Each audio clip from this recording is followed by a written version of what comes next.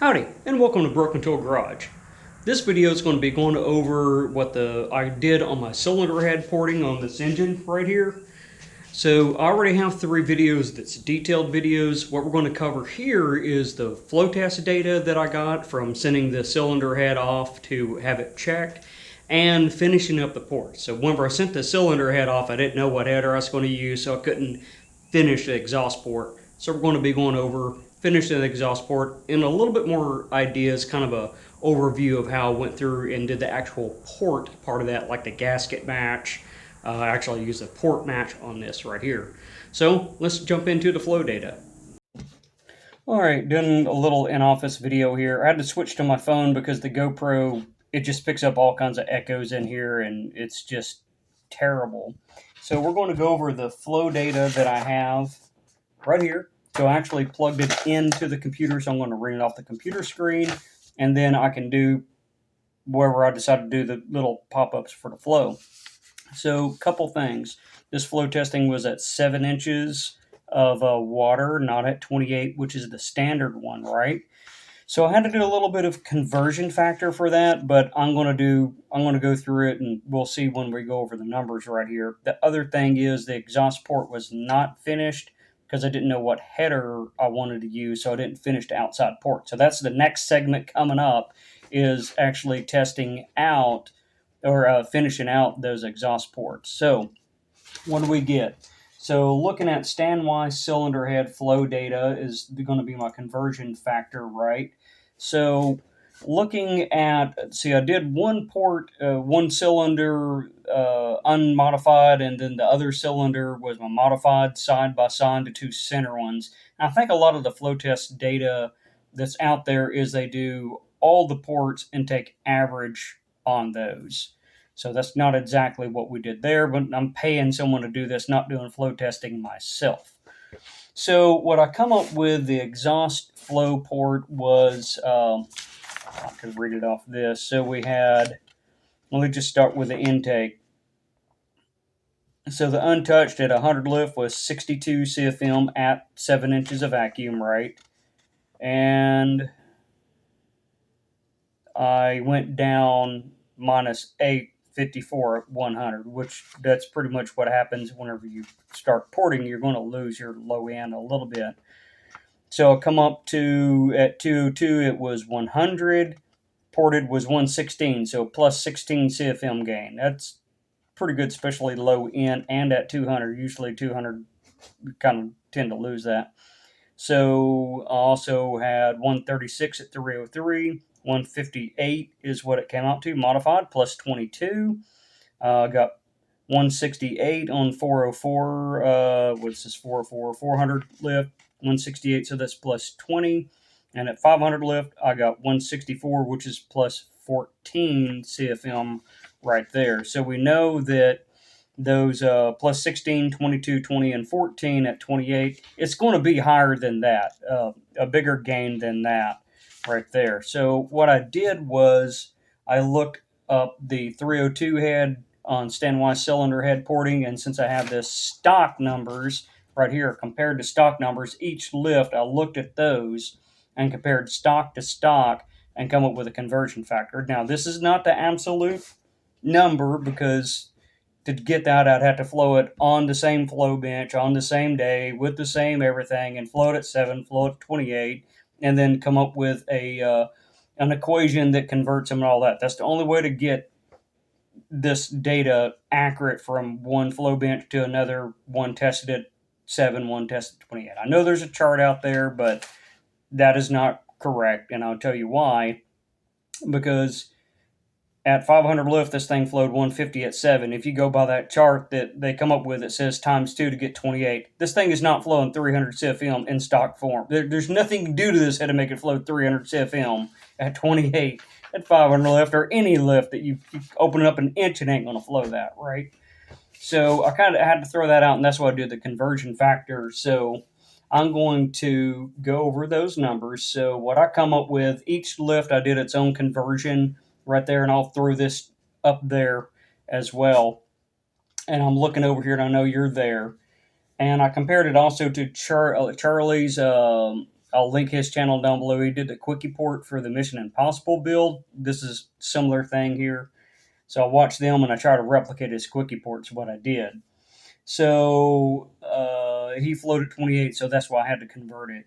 So on my intake, I was 120 at 200 lift with a conversion to 28. The quick port was 126. 300, 176. Quick port was 180. So within a few CFM. And this is where he picked up at 400. I was 202. He was 218.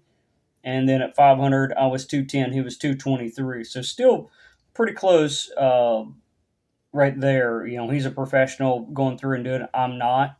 And we don't know exactly where these numbers are because this head wasn't tested at 28. But this is a good generalization of where it should be. And the numbers make sense. Because if I'm flowing 210 at 500 and it was 190 and stock form, and I know that I gained, 16 at 500 at a lower flow rating, well, 16, 190, that's 206 right there, right? Even if we just, I know I gained 16 CFM and the stock flowed 190 at 128, 16, 206, I'm claiming 210. I think that's a very plausible number right there. Anyways, I'm sure someone will probably disagree with that, but I really don't care. So anyways, that's what we got. I'll throw that up there. Pretty close. The exhaust didn't fare so well because it just wasn't finished.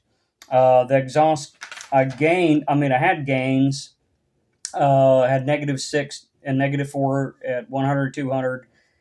300 was plus 8 CFM, 400 was 12, and this is at the 7, the actual measured data right here, not anything converted. 400 was plus 12, 500 was plus 12. He floated to 550. It was still picking up. It hit 114 versus 112, 500 to 550. So it did pick up there, and this is unfinished, still plus 12. So I had pluses. I think they would have went up significantly. It's not where I want to be according to this flow number. The ratio, the intake to exhaust ratio just isn't there. It's like 60-something% instead of being like 80% right there, flow of the exhaust to the intake right there. So not where I want to be. Let's see here. Converted. We'll just do the couple high ones. 400. I had 130. The quickie was 158, but then again, the quickie was finished. And 144 at 500 lift, and the quickie was 165. There again, not finished. So there's more to be done on that exhaust port, and we're going to get into what I'm doing on there to finish that out. And, well, I can't afford to pay for more flow testing to be done on it, but we know we're directionally correct and kind of where we stand with the stock port with the home porter doing it. Okay, I'm doing some final stuff on the head porting. This is the exhaust side. I know what exhaust system I'm running. So what I did, I just took and put paint on the header. And this isn't all the way to do it. There's a bunch of ways to do it. But I put some white paint on the header because I knew it'd show up, and put it on there. You notice the header isn't perfectly flat, but we get a general idea where we're at. So the top really don't need much. Maybe just a slight radius on it. This inside, pretty much all of them were the same. Just a clean up, but don't take any off because it's going to be going into the header. The bottom I'm going to leave alone. We'll get to that in a minute. Then the side, I can't take that much metal out because, see this stud, there's a water jacket there, right? So we come over here. That's not a water jacket, but I don't know how thick it is. I'm not going to port it out a 1/4 inch, right? But I'm put a healthy radius in there and take some of that wall out because I can feel it is tapered in like that, and what I can do is straighten it out and then do a radius, right? The corner here, that's the bottom, but the corner there, I can smooth that a little bit, but really there isn't anything going on here. But the only reason I'd smooth that is down in there, it kind of divots in, and then it pulls back out and gets thicker right there. So I want to smooth that transition out so there's not a dead spot right there. But there's really not too much going on the bottom.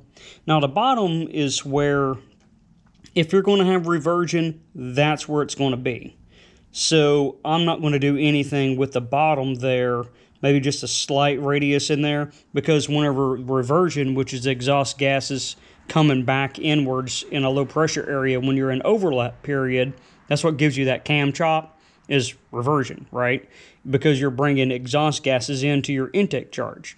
So that'll help prevent that from happening right there, right? So it's pretty healthy reversion ridge on it with the headers that I have right there, which are just, I don't even know what brand they are. I think they're Hedman headers. There's a tag on them somewhere. The Hedman car headers. Yeah, that does you a whole lot of good. You can't see what the ports are. So they're, I wasn't really prepared to show you that half, I guess. So that would be a two-hand job to get this out, I think. But we can do that trick right there. So that's what they look like. Get it put back up in there.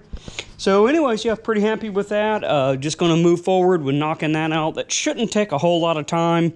And then I'll just kind of clean this out and smooth it, because this is the exhaust port. And it doesn't have those stupid nubs sticking up in there like a lot of the heads do. Where the, see where that little hole is right there? That's where the EGR comes out. Or the air injection comes out right there.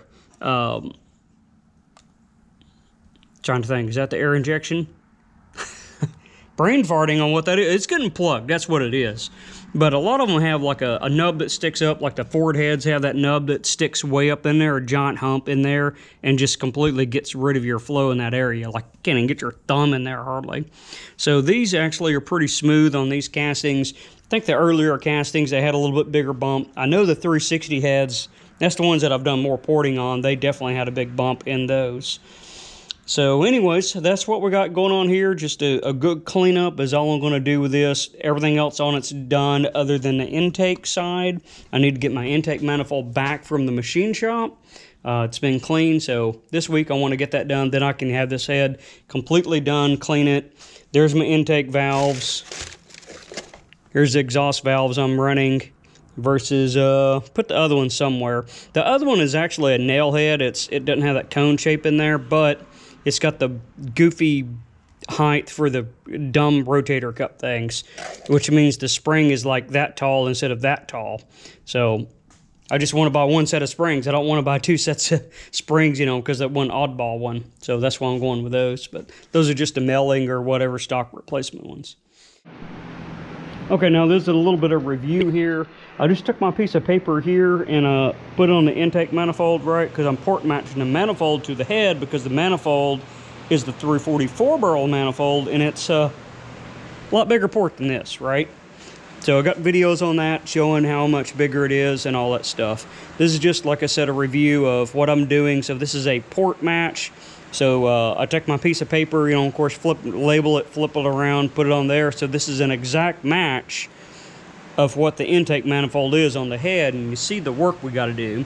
So I dusted it with paint, and I think it's time to pull it off, because I used just a quick drying spray paint. You don't want something that takes like a couple hours to cure up, right? At least dry to touch, because that'd take longer to do this. And now we know roughly where we need to port. Now we're not going to make it exactly that big, but we can come down in there and put a nice fat radius in there. You see the edges just like the other head. Let's just do a radius there on the push rod holes. That's all I really need to do. Looks like that one might be shifted a little bit more, but this is taking into account whatever shifts in the intake manifold in the head. The other thing you can do is gasket match. In this situation, I think port match is better, because this is the 2-barrel 318 head. Let's see. We'll just lay a gasket over there. I wasn't ready for that. Got to move the fan, walk around the vacuum, you know, all that good stuff. Get a head gasket out of the way. All right, so if I was going to gasket match, that is just not what you would do on a set of heads. That's just massively, I mean, you just couldn't do that, right? I mean, some of them aren't all that bad, but you see this one here, that's way off from what the intake would be. And if I had a set of nice aluminum heads, and a nice aluminum intake manifold, then that would be different. That would make more sense. But it's just what we have is kind of a mismatch, and this is making everything work together. And this is kind of what you're going to find with production anyway. That gasket's way bigger than your production head, even the 360. So now on the, like, again, on the aftermarket stuff, like these heads here, if we put that same gasket on there, that would be different. Let's do that right quick. So we saw how much bigger the 4-barrel gasket is. That's why they make a 2-barrel gasket, by the way. And if we go in and probably put the thing on upside down or something, it'll look goofy. So now that would make sense to get it lined up good and do a gasket match on these heads and an intake that matched it, right? You see, there's very little to do. We ain't just trying to hog out a 1/4 inch over here. And then you could, you know, of course you want to taper it as the port goes down. You want to get narrower and narrower, right? That way you're increasing that velocity and everything. You don't want to increase your velocity and then open up and you lose that energy because the air is going to expand for the big opening, right? But the only time you want to do that is when it's going into the cylinder bore. So anyways, again, a review, and you know, I just used the ball peen hammer, had it up there, and just act like I was making a gasket. And you know, that's a technique that I use for a situation like this where I want to port match, not gasket match. Got it finished. Not a whole lot to do on those, but there is a little bit to do on them. That's what we look like. All done up right there on the engine. You can kind of see the pattern I'm running. We got our intake over here that's at gray.